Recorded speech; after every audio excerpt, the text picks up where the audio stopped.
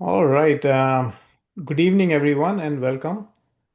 Thank you for joining us tonight. My name is Anchal Divedi, Managing Partner at Goldstone Capital Ventures, and I'm excited to kick off this webinar. Before we begin, a quick note. If you have any questions at any time, please enter them in Q&A box, and we'll pick them up at the end of the session. At Goldstone, we help busy professionals build passive income and long-term wealth through recession-resilient, tax-advantaged real estate investments. To date, we have invested in close to 1,700 units as general partners across multiple asset classes, value-add multifamily, student housing, new construction, assisted living communities, retail shopping centers, midterm rentals. We are currently focusing on projects in North Carolina, especially in Triangle and Triad markets, where population and job growth continues to drive strong. In addition, we have operated as general partners in multiple states, including Carolinas, Wisconsin, Texas, Tennessee, and more.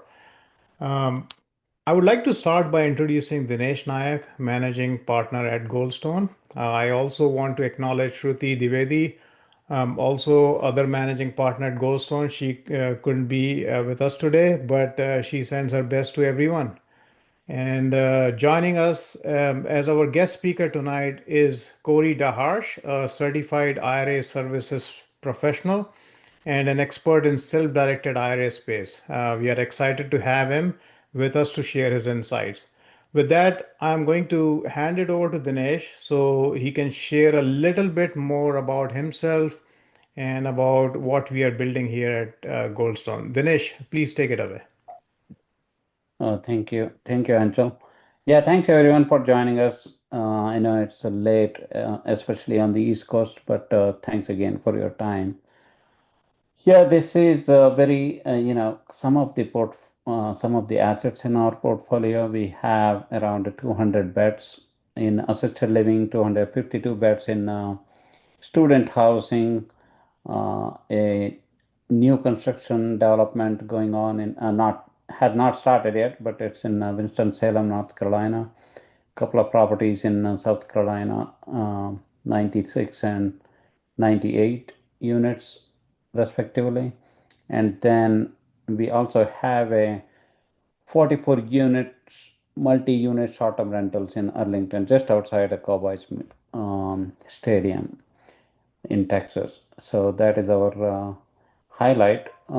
These are few of the highlights in our 15 or 16 different assets. All right, let me introduce Corey Harsh. He is, as Anchal said, he's a CISP, Certified IRA Services Professional. Since 2016, he has been serving thousands of clients by helping them in their investment transactions, ranging from small hard money lending to multi-million dollar real estate syndications. So he currently lives in Charlotte, North Carolina. He joined Advanta IRA 2020 in their business development team. Since then, he has been helping investors to tap into their self-directed IRA, 401k, HSA, ESA accounts to diversify their portfolios and increase their net worth and positive passive income. So with that, I will request Corey to start. A bit of housekeeping. Please put your questions in the Q&A box during the presentation, and we will address them at the end. Let me stop sharing here. And Corey, if you can go ahead and share your Yep. screen and just My screen should be shared now. Can you guys confirm? Are you seeing the cover to my presentation? no, not yet. It says you are sharing. Here, I'll stop it and I'll start it again. Is it up now? No. Until do you say it? Yeah, I see retirement unlocked as SDIR Okay. staying Oh, with Yeah, us. yes. Okay, that okay. is the cover to it. Sure. Someone posted in the questions section that they do see it. So I think we're good to go. Okay, perfect. Thank you. All right. Yeah. Well, thank you very much for having me today. Again, my name is Corey Deharsh. I'm a self-directed retirement investing expert. I work with a company called Advanta IRA. I've been with the company since 2016. I switched over from client account management to business development in 2020. So I've actually known Dinesh and Anshul probably since 2016, 2017 or so, way back when I was the account manager for all the investors that they had using retirement funds. And then when I switched to business development and moved up to North Carolina, it made sense for me to take over as their point of contact from the business development team. So we've known each other for a while. As we signed on today, we were talking about when we actually met in person several years ago. But I've got a wealth of knowledge in anything self-directed retirement investment related. I've handled thousands of transactions for clients, and my job now is basically to network and educate on the basics of self-directed investing and even specific topics. So if you have any questions that I don't necessarily cover in today's presentation, I'll have a Q&A at the end. And if you have any questions not related to real estate, but self-direction itself, take down my contact information and feel free to reach out. I'm always happy to answer and help anyone I can. Even if it doesn't lead to you opening an account, at least being a steward of good information and good knowledge will let you share and spread the word, tell other friends, family members, hey, I know a great guy to talk to if you're interested in these types of unique investment opportunities. So a brief overview and kind of agenda of what I'm going to cover today. Just some basic background about the company I work for, and then some basic understanding of what a self-directed account is and how people can utilize it. And then I'm going to break into the plan types that can be self-directed and some of the investment opportunities. And then I'm going to hyper focus after that into real estate investing. That's kind of the basis of today's presentation, is different ways, strategies, and even case studies on how you can use your retirement dollars to invest into real estate. And at the end, after that, I will pretty much have a special offer and be able to answer any questions that you guys have. So the company I work for, again, is called Advanta IRA. We're based out of Clearwater, Florida. I work remotely from Charlotte. We have an office in Atlanta as well. We've got about 15,000 active clients at this time and about 3.5 billion in assets under administration. And all of our clients have a dedicated client account manager appointed to them. So we operate in a very customer service focused mindset and space in the self-directed world. We try to have a really white glove customer service experience. So whether you're talking to me to get your account onboarded, or you're an active client of ours and have your client account manager you're talking with, you really just have one person at our company that's your direct go-to point of contact. You're not calling a huge call center and explaining who you are and what you want to do to a new person every time you pick up the phone. We really try to handle our clients with care. And we also provide a lot of great educational content. So this presentation you're looking at now, and then we also provide 2 educational webinars a week, sometimes with guest speakers. I've had Goldstone as a guest speaker of mine on those platforms as well. And we try to bring industry-leading knowledge and education for free to the masses, really, so people can learn about self-directed accounts and learn about different investment strategies. So that is what we're here to do, is be good stewards of the self-directed industry and let people take the value that they have in their retirement account into their own hands, out of the financial advisor's hands where they may be investing and you're not happy with what they're investing into, or they're not yielding the returns you're expecting or wishing for your nest egg, your actual retirement money that you're going to live off of later in life. A quick disclaimer, I'm here for educational content. I'm not able to provide any tax advice, legal advice, or financial advice. I am certified as far as I have a self-directed certification. Certified IRA Services Professional is the name of it specifically. But beyond the IRS rules and regulations surrounding retirement account investing, myself nor Advanta IRA can give you any guidance. So we do have referral partners we can point you to if you need a CPA, an attorney, or someone of the like. Otherwise, it's up to you to consult with your own team and build your own team for those various factors of your investment goals and underwriting. So just a quick basic 101 on what a self-directed account is and how people can utilize it. It's basically the same retirement account you've got over with Merrill Lynch or Edward Jones or T. Rowe Price. If you have an IRA or a 401k or any of the plan types that you're probably familiar with, a self-directed version is one with a company that's not called a fiduciary or considered a financial advisor. So we're not a fiduciary, as I just said on my disclaimer slide. We just follow the IRS's rules and let you invest into anything you want to within those rules. And it's basically easier to tell you what you cannot invest into than to tell you all the vast opportunities you can invest into.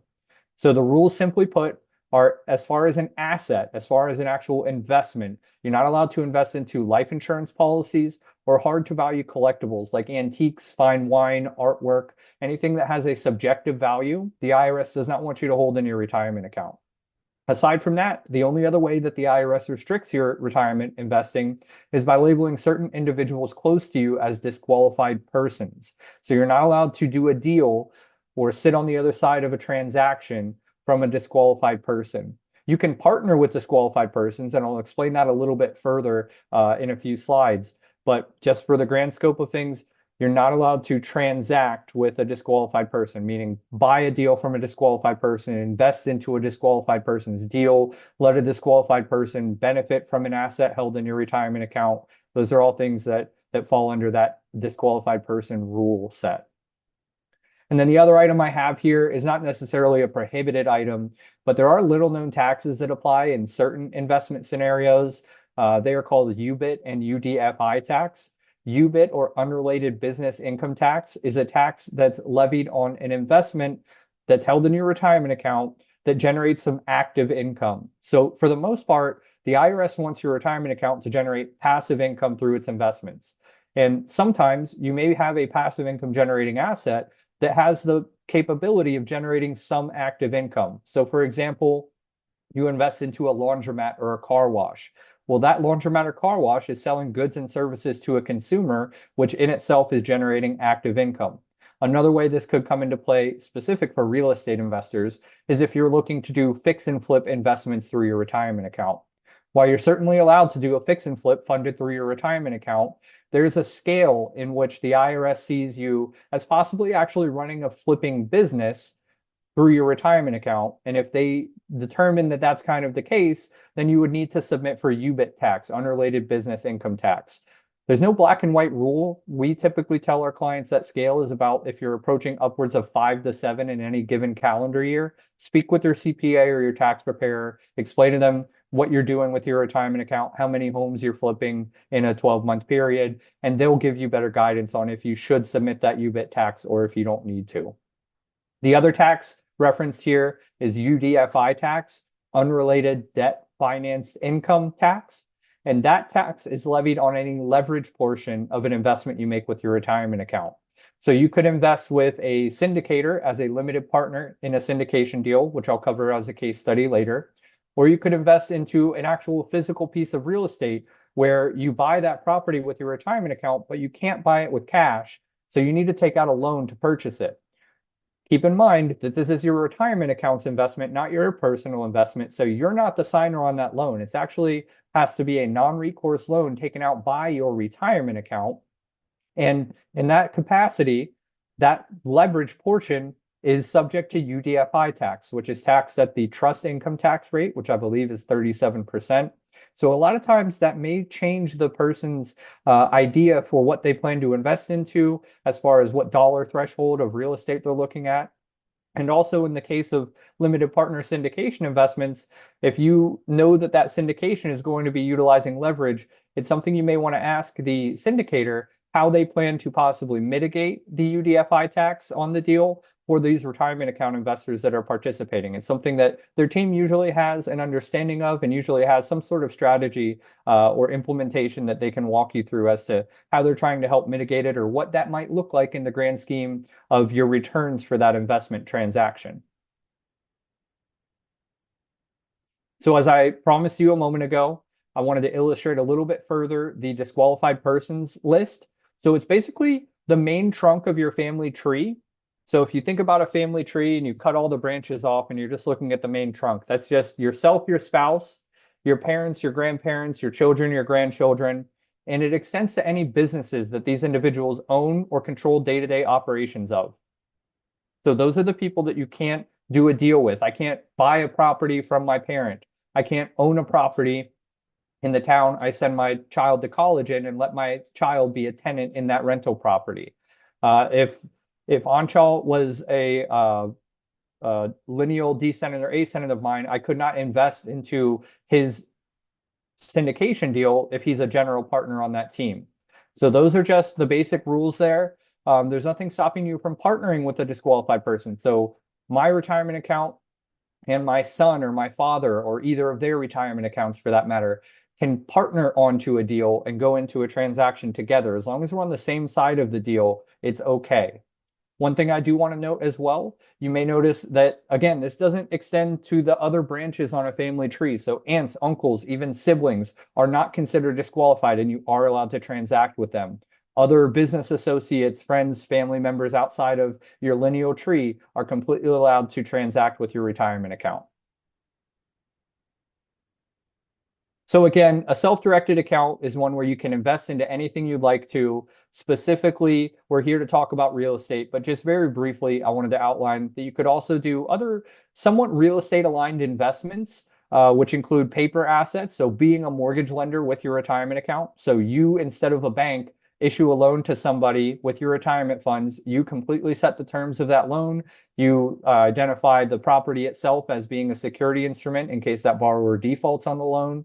Or you could even issue an unsecured loan if you wanted to, where it's just a simple promissory note, no security instrument recorded on a municipality level. And that person is just set to pay your retirement account interest, which again is passive income that's being generated until the loan gets paid off in full, whatever terms you set with their balloon note or a 5-year maturity or anything like that. That's completely up to you as the retirement account holder. And then other unique investments we're seeing lately is in the cryptocurrency space, syndications, which we're going to talk about. That's very real estate aligned. You're investing into real estate, but you're not actually doing the real estate deal yourself. The general partnership team, or in this case, Goldstone Capital or Goldstone Ventures is doing that side of it. So a lot of different things you could use this account for. With real estate, we see a lot of rental properties, so single family, multifamily, whether it be for short-term, mid-term, long-term, mobile home units or mobile home parks, tax deed and lien investing for people that are just getting started and don't necessarily have, $100,000 to put into a syndication deal, or maybe $200,000 to $300,000 to even go out and buy a physical piece of property. You can do a tax deed and lien investing deal with maybe a couple $1,000s and get some great returns on that if it all works out to plan. And then syndications, which is probably one of our most common transactions we see, again, where you're not doing any actual labor or work on the deal. You're reading through the project's prospectus or PPM, private placement memorandum, to see what the general partnership team expects to do with the money you invest with them. And then you just sit back and let the money hit your inbox. We call that mailbox money transactions. You're not doing any work. You're just putting up the money for another team to do the actual work on the deal. So just to make sure everyone understands, I want to outline a few of the key reasons people switch over to self-directed accounts, whether it's a full-on switch of all of someone's retirement funds or just a diversification play. A lot of people didn't know that this existed until they hear me talk about it. So it's a new source of capital for some investments you've already been doing. You maybe are already investing into real estate with your savings, or you're already investing into syndications with other money that you have. And now you know that you can pull money out of your IRA or a 401k or another employer sponsored plan like a 403b or a thrift savings plan if you're a governmental employee, and use that for these types of investment strategies. A lot of people are getting fatigued with the stock market, which I alluded to earlier when I was talking about fiduciaries. Maybe you're not getting the returns you were all but promised. Maybe you're just not happy anymore with riding the roller coaster that is the stock market investment world. And you at least want to diversify and break off a chunk and invest it into some of these asset classes.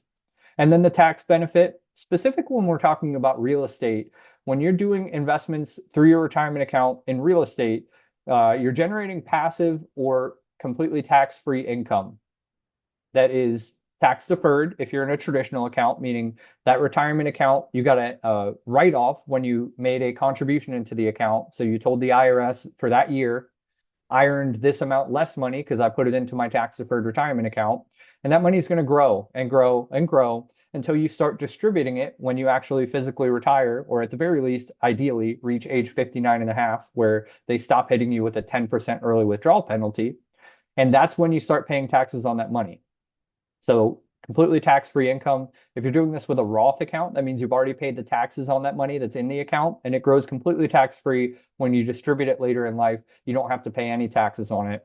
And with real estate in a retirement account as well, there's no capital gains if you go to sell a property or make a huge chunk of returns on a deal that you've made. There's no capital gains as if you would pay if you're doing the same type of investments through your personal savings and other ventures like that.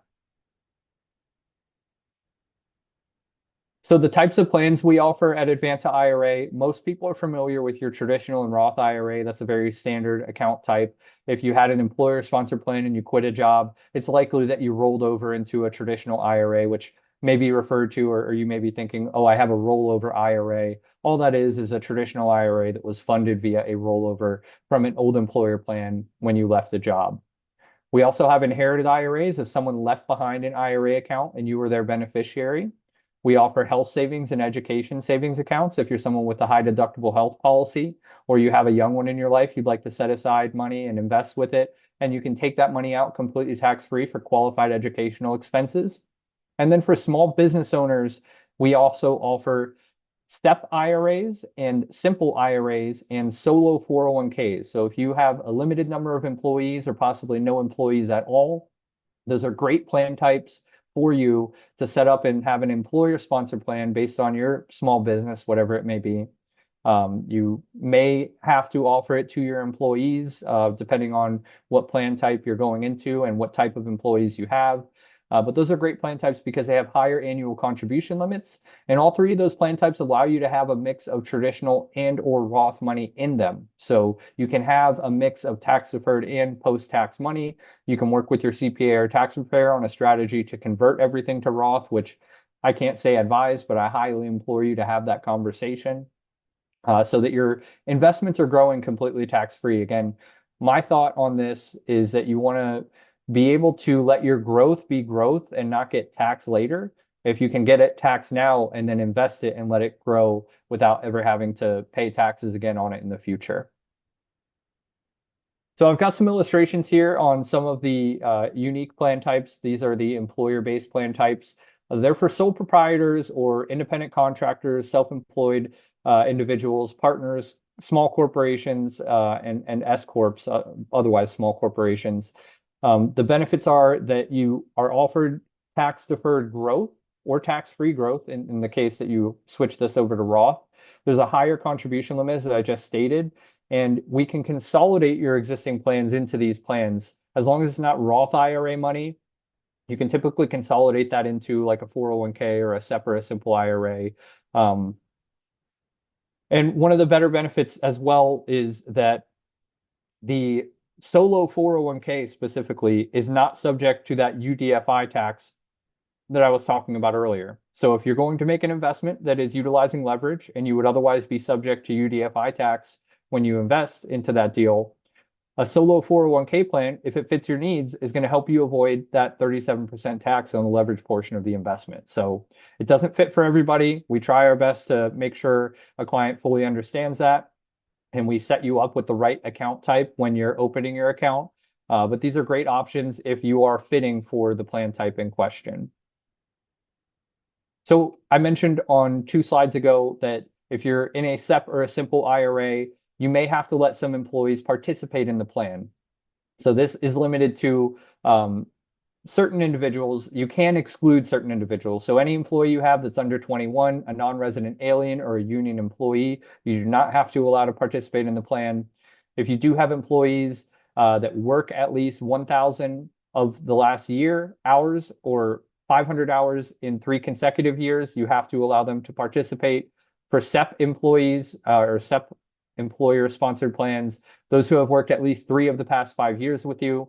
And for simple plans, those who have received at least 5,000 in compensation during either of the last 2 years. So those people would have to be allowed to participate in the plan, whether they choose that they want to or not. That's a completely separate question. This is just what you're kind of mandated from the IRS as far as eligibility for your employer-sponsored plan as an employer and employee. I pretty much covered all of these advantages. There's no fiduciary liability when you have one of these self-directed plans. It's less costly to administer when you're having a small plan and you're self-directing it. And they're very flexible as far as your contributions and distributions. So the contributions into the plan are made up of you as an employee deferring some salary into this plan, and then also you wearing the hat as the employer, owner of the business, contributing into that plan as well from the employer side. I pretty much covered everything on this slide here. Higher funding limits, defer your income, very flexible. One thing I did not mention is that with the 401k plan, you can take what's called a qualified participant loan. So you can actually borrow against your own 401k if you need money for personal purposes, up to $50,000 or 50% of the plan value if that's less than 100,000. Or if it's less than 20,000, you're allowed to borrow up to 10,000 regardless. The terms are very simple. You have to have a 5-year payoff on that loan. You have to pay yourself quarterly payments back into your 401k at a minimum, and you have to set the interest rate within plus or minus 1% of the current market prime. So if you're in a pinch and need some money and have a 401k plan, a qualified participant loan is a great option for you. And then the final benefit to a qualified participant loan, the final benefit to a solo 401k is that you can do what's called a ROBS plan investment. That's where you actually own a business in the 401k plan itself. It's a very unique thing. It's its own webinar and its own topic that I could cover for an hour long. I'm not here to do that. I'm just here to give you a glimpse of what these plans offer and how you can utilize them as far as what plan type is going to fit your needs the best. So I do want to make sure I take a moment as well to explain to you that your contributions are completely different from your earnings. So your contributions, as I mentioned earlier, if you're putting money into a tax deferred account, you're telling the IRS, hey, I'm taking this money out of my income from this year and I'm putting it into this retirement plan. So when I file my taxes, I'm filing that amount less, which for an IRA is $7,000 is your maximum contribution. For SEP and simple IRAs, it's much higher. For solo 401ks, it's also much higher. With a tax deferred, you're getting a write-off when you put money into that account. Once that account starts generating income from the investments, though, that does not count against your contributions. That's just passive income that you're generating. So you don't have to think, oh, I made a $7,000 contribution this year and then I made an investment and that created $10,000 of income. I'm over contributed. Oh, no, absolutely not. That's just passive income that you generated once you made an investment with your account. With self-direction, this is very similar to my disclosure slide earlier. It's important to invest with people you know. Make sure you're doing very thorough due diligence. It's always important because Advanta is going to execute your investment transaction that you bring to your account manager, and we're not doing any due diligence or underwriting on it. We're just making sure it falls within IRS rules. We're getting your approval. And basically, once you approve it, we're executing that transaction on behalf of your retirement account. So it's very important that you know the people you're investing with. You've done thorough due diligence, reviewed the whole private placement memorandum, or if you're doing a physical real estate investment, make sure you inspected the property very thoroughly and all of that stuff, because it's ultimately you're the financial advisor for your own retirement account when you're self-directing. The risk factor of whatever you invest into falls specifically and directly on your shoulders, unless you build a team of attorneys, CPAs, other types of professionals that are helping you with that. So real estate. We're going to talk about real estate for the rest of the presentation. So thank you all for going through the 101 with me. What I'm going to start with here is the basics of actually making a physical real estate investment. So deed of title real estate. I want to buy a property with my retirement funds. So what it looks like is basically you find the property you want to purchase. You let your account manager know, hey, I want to go under contract for this property at 123 Main Street, whatever it may be. And we make sure that the property is bought in the name of your retirement account. So on the deed of title that gets recorded and at the closing transaction with the closing attorney or agency, whatever office you're using in your local area, the name of the buyer is going to be Advanta IRA for the benefit of your name and or your account number. You can have both on there. You can redact your name for anonymity purposes and just have it list your 7-digit account number, completely up to you. But that's what the accurate titling and vesting of the buyer is going to be. In most cases, all of the property purchase price is going to come out of your retirement account, unless you're doing a split deal where you're partnering with someone else. In that case, whatever dollar amount you bring to the closing table, that goes against that final dollar amount on the settlement statement, that breaks down your ownership percentage in that deal. So let's say I want to buy a $200,000 property, my retirement account and Anchel's retirement account co-invest together 50-50.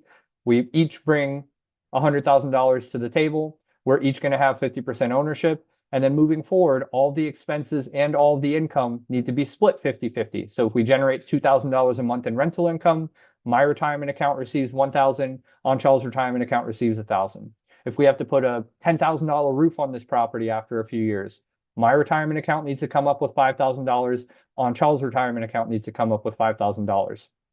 So when you're doing these things, you can never dilute the ownership or cover the expense for the other investors. So it's very important to make sure that you invest into a property priced reasonably for what you're looking to do, and that you have enough reserves if those types of expenses come up. Because if you can't cover your portion for the ownership that you have in the deal, your hands are tied until you can move more money into this retirement account, either by a contribution or by a transfer or a rollover from an existing plan you have elsewhere. You can't just float money from any other person or purpose to cover the expense due to your retirement account.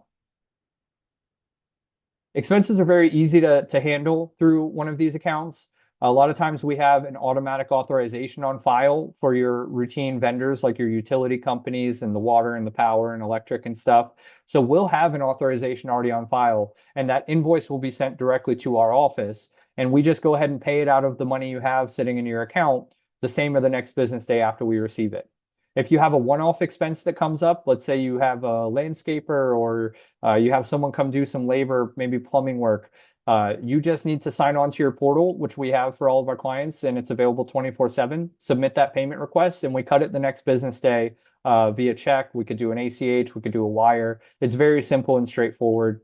And you could also email, if you're someone that wants to fill out a paper form, you could email a payment authorization letter directly to your account manager to get that handled as well. But again, all of the expenses come out of the retirement account. So if a plumber comes by a property that you own with your retirement account, you shouldn't be cutting them a personal check and paying for it. It should be routed through this vehicle for proper reporting and documentation. So repairs and maintenance can be done by anyone you want to, as long as it's not one of those disqualified persons I referenced earlier. So you do not have to go to licensed insured plumbers, electricians. You can go to your local handyman or someone that you trust that's a friend or non-disqualified family member, and make sure that you're paying them a reasonable, fair rate for whatever services they're doing. But again, it can't be a disqualified person. It can't be yourself. I always like to use the example, the IRS doesn't even want to hear that you change a light bulb on your IRA-owned property. And then the cash flow is completely up to you. Like I mentioned earlier when I was talking about notes, when you own property in your retirement account, you set everything the way you want to. So you're able to set the rates, you're able to set the lease agreement as far as how long you want someone in there, how much you're going to charge them, all that type of thing. You set that completely yourself. So in an example like this, we've got John who wants to buy a property. It's a $200,000 property, so he funds his retirement account. He coordinates with his account manager to buy the property. He rents this property out, just for my example's sake, for 2 years. I don't have the rest of the case study on this one.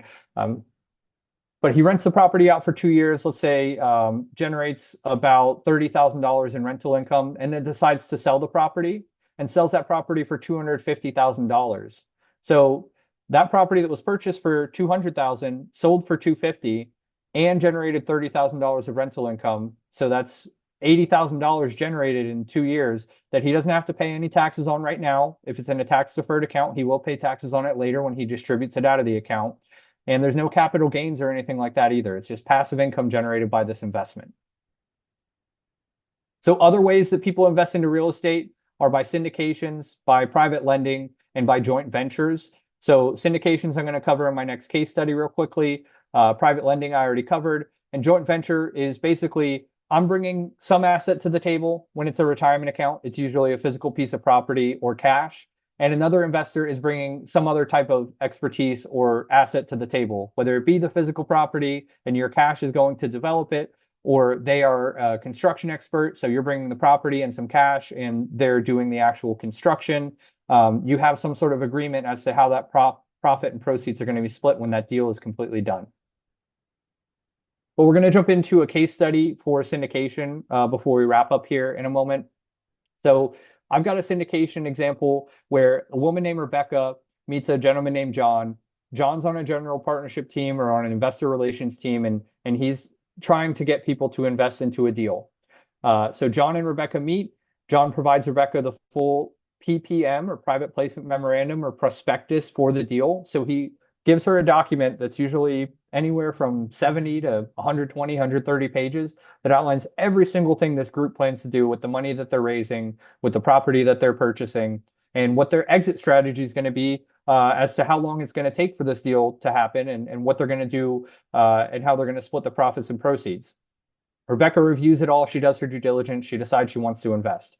The minimum threshold for this type of investment is sometimes about 50,000, sometimes 100. I'm just using 50 as a rounded number here. So Rebecca sets up a self-direct account. She gets the subscription paperwork, which is usually about 20 to 25 pages roughly of that private placement memorandum, over to her account manager. She approves it. We execute the investment transaction. Moving forward on this deal, there's an 8% preferred return sent to all of the limited partners. So Rebecca's retirement account for a $50,000 investment generates about $4,000 a year. After 5 years, the project is refinanced and that deal goes what they call full cycle. So the investment partners, the limited partners, get all of their initial capital back. And sometimes if the deal goes great, they even get a chunk at the end. So in this case, the deal went great. Rebecca got $65,000 at the end. So that was 20,000 in annual preferred distributions. That's 4,000 a year for 5 years, and an extra 15,000 because the deal went very well on top of the 50,000 she initially invested. Again, passive income, no capital gains, either tax deferred or completely tax-free income that was generated.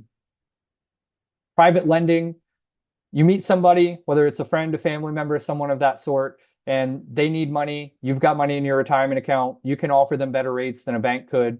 So in this example, I've got a gentleman named David. He meets a woman named Sonia. She wants to start a coffee shop. They talk about different ways to structure the investment, and they decide he's going to lend her $100,000 for 10% for 12 months. After 12 months, she pays the retirement account back. $110,000 comes back into the retirement account. Very simple and straightforward. Additional strategies, I've covered this on a few different slides. I do want to get to any questions that you guys have. So just takeaway points, determine what plan type you need by speaking with me or doing some research on our website. Ultimately, you're going to speak with me if you do want to set up an account, and I'll help you with that. Find the right asset and invest at your discretion. There's endless strategies and possibilities, and all the income and all the expenses for these investments flows directly through your retirement account. So do not use your personal money for anything. If an expense comes up or something like that, always route it directly through your retirement account. I said earlier, we put out a lot of educational content, 2 educational webinars a week, most weeks. We've got a monthly networking call where our clients and our investment providers that are referral partners of ours sign on and say what deals they're looking for, what they have to offer. That's usually the final Friday of every month. That's called Pitch, Promote, and Prosper. Anyone can sign on to it. It's from 12 to 1 Eastern time. And you basically get an elevator pitch. You get to say, hey, I'm so-and-so. I've got this deal to offer going on right now. We're looking for a minimum investment of this dollar amount. We're looking at returns in this dollar amount. Or, hey, I'm Corey. I've got $70,000 in my retirement account and I'm looking for a real estate deal. Send me your contact info. It's very simple. It's very collaborative network. So feel free to check that out if you're interested. It's real easy to get an account set up. All you have to do is reach out to me. I'll send you an application. It takes about 10, 15 minutes to complete. We get your account open, funded, and ready to invest within roughly a week to a week and a half. Once I know what type of plan your funds are coming from and what company they're coming from, I'll give you a dedicated kind of better estimate on how long it's going to take to get your account funded, but it's a very simple and easy process. And you can invest wherever you want, however you want, whenever you want, all the above. That concludes my presentation. I'm going to jump back to my contact information. And if you guys have any questions, I'm happy to go over them now. Anshul and Dinesh, did you guys have anything? I know you've heard a lot of what I've talked about here, but anything you want me to specifically add to or dive into a little bit deeper for the last few minutes? I don't know if you covered how long it takes to get the funds transferred, to establish an account with the Advanta IRA and get the funds and transmit the funds to the Yeah, I'll syndicate break deal? that down a little bit further. So it takes about 15 minutes or so for someone to complete our application. It's very sweet and simple. It's 6 pages. I can walk you through it on a 30-minute phone call, or you can pretty much do it yourself within about 15 minutes of your time. I send it via DocuSign if you're familiar with that. Um, Once the account's opened, the IRS has what they call a 7-day right of rescission period before that account's even allowed to fund an investment. So the first 7 days after a brand new IRA is established, you're not allowed to invest with it anyway. But with those 7 days, your client account manager can start getting your investment paperwork approved. So if you've got a deal that you already know you want to do, we can already get the paperwork done and ready. And the other side of it, which is outside of our control, is how long it takes for the money to come in from your existing retirement account. So it really depends on what company you're currently with and what plan type you're with. If you're just doing an IRA to IRA transfer, so say you have an IRA over at Fidelity, Fidelity, off the top of my head, they're the fastest in the industry at transferring money over to us. We submit a transfer form that you complete as part of your application via fax. They wire us the funds in 3 to 5 business days. There's some other financial institutions that take a little bit longer, have a little bit more hoops to jump through. That's why, like I said, once I know what plan type you have and what retirement company you're currently with, I will tell you exactly what you can expect as far as the lead time. But on average, and as a conservative estimate, about 10 to 14 days is the minimum you should give yourself before a deadline for an investment you'd like to fund. Okay. Marina wants to ask a question. Go ahead, Marina. Yes, I have a question. Currently, I have a self-directed IRA with Equity Trust Company, and I have this IRA since 2011. And I think I'm paying too much money for their fees. In terms of fees, how do you charge? Is it based on the percentage from investments, or it's a flat fee? Or I'm sorry, I didn't start at the beginning. I was on a different call, so maybe I missed this part. No, I didn't cover that. And with a call like this that I know is going to go online and get sent out, I typically don't say the exact fees, just because I know this is going to live online for a while. Our fees are much competitive compared to other companies in the industry. Roughly about $300 a year is how much we charge a client. And that's flat rate, pretty much per each asset that you hold.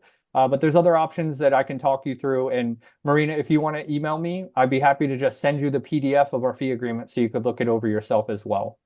And Okay. also, I'll mention as well, because I'm here with Goldstone, when we have referral partners that refer clients to us, we often have negotiated fee reductions with them. So if you invest into deals that this referral partner is putting together, we actually reduce the annual fee. When you're investing with that group that referred us the retirement account for you to switch over to. So I'll send you our fee agreement if you just shoot me an email, and I'd be happy to have a one-to-one conversation and go over any questions you have about it. But it is very competitive. Thank you. You're welcome. I Uh, see Cash had a question in the chat there. Can we park funds in money market account if we don't have a deal?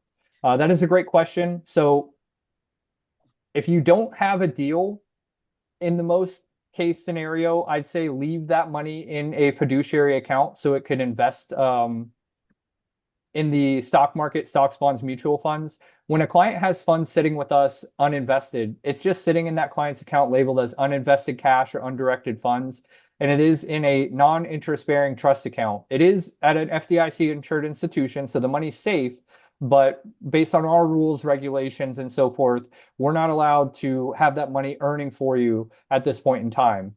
We do have a negotiated relationship with a brokerage firm. So you could set up a brokerage account and invest into assets like that with us. But you also, if you otherwise already have a brokerage account elsewhere, have your self-directed account open, just have a very nominal amount sitting in it. And when that deal comes to your plate, then you can transfer the money over, which again is roughly about a week's time, and get your self-directed investment funded there.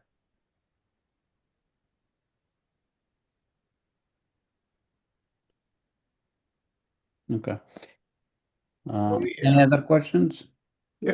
Corey, can you talk a little bit about the FMV? We get a lot of questions about fair market value and on an investment, if FMV changes, what impact can that have on investors from the tax standpoint? Sure. Yeah, that's a great question. So for those of you that aren't familiar with what Anchal is asking about, FMV is a fair market valuation. As far as a retirement account, that's really the only reporting or documentation that we're required to send the IRS annually. And it's basically just a current catalog of what the investment you made is worth at the new point in time. So let's say I funded a syndication deal 2 years ago for $50,000. At the end of last year and at the end of this year, I'm going to have to turn into my retirement administrator a fair market valuation that says what that $50,000 investment is now worth at the end of each year, roughly. Advanta, we send out our FMV notices in about November, and we're trying to collect them as close to a December 31st value as possible. So it's a basic reporting document. When a client receives an FMV, depending on what asset they have, they just fill it out themselves or reach out to their investment provider and ask what their current value is in the investment. I've got a mini webinar series on FMVs. If you go to Advanta's YouTube page, I put out like a 2 years ago now, 2-minute valuation examples for any asset class that you might have as to how to provide the accurate FMV for it. And the tail end of Anchal's question, it really doesn't have any tax implications per se. It just changes what the value the administrator has on your account. So let's, like I said, say I made a $50,000 investment, but based on how that deal's going, it's now the $50,000 investment I made 2 years ago is now worth 60,000, 70,000, or even the other way, 20,000, 30,000. It just changes how much your retirement account value is showing on file. And specifically where the most part this comes into play is if you're at required minimum distribution age, which is 73 right now, I believe, then it impacts, because it's impacting the total value of your retirement account, it impacts what your required minimum distribution calculation is going to be. So how much the IRS tells you have to take out of your retirement account in that following year.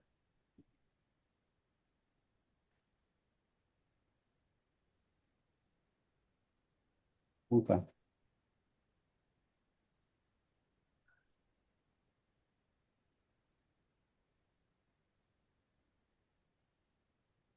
Any other questions or anything else? So why do you think not a lot of people are taking advantage of these self-directed IRAs? Is there a lack of awareness or education? What do you think? I do think it's a lack of awareness and education. That's my primary perspective on it.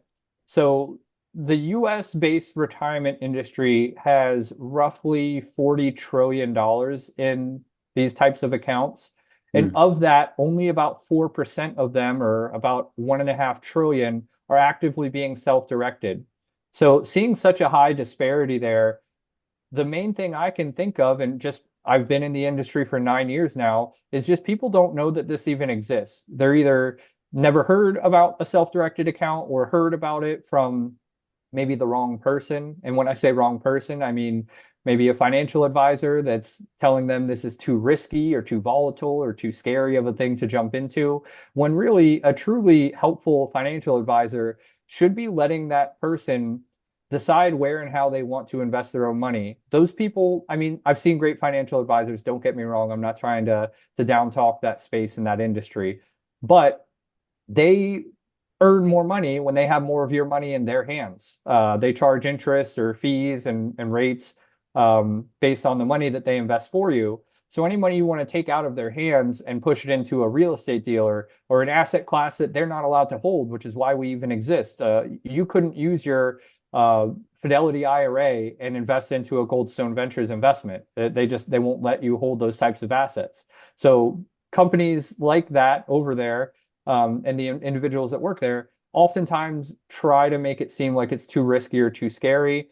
And otherwise, people just don't know. People haven't heard about self-direction. That's why we push out so much educational content. And I travel to conferences all across the country speaking about this stuff. Not to be a, hard pitch salesman, but to spread knowledge and awareness. I've always had a really, really big passion for financial literacy in itself. I was taking accounting classes in high school. I put myself through college, working in banks and financial institutions. So anything I can do myself to help someone understand better how to protect their money and how to utilize their money and make it grow has been a passion of mine since I was 15, 16 years old. Oh, thank you. Yeah, I love your weekly webinars. Ronnie has a question there. If you Are can. you allowed to roll over part of your 401k from your current employer? That is a great question, Ronnie. The answer is maybe. So when it's a current employer sponsored plan, what you'll have to do is verify with your plan provider if you're what's called in-service eligible. So you need to verify if you're eligible for an in-service rollover. And what this means and why it's a toss-up, like I did with my hands, the plan agreement between your employer and the retirement company that they're using to administer that 401k plan will have provisions in it to either allow, not allow, or allow under certain provisions in service rollovers. Sometimes they say, no, you cannot do it until you terminate employment. Sometimes they say, okay, once you reach 59 and a half, you can do it. Sometimes they say, once you've been with this company for 10 or 15 years, you can do it. It's always a case-by-case thing between the plan agreement for your employer and the plan provider that they're using. So unfortunately, I don't have a black and white answer there. But the key term that I want everyone that's interested in that question to walk away from or walk away with is in-service rollover. Go ask your benefits department or your retirement company for your current employer if you're eligible.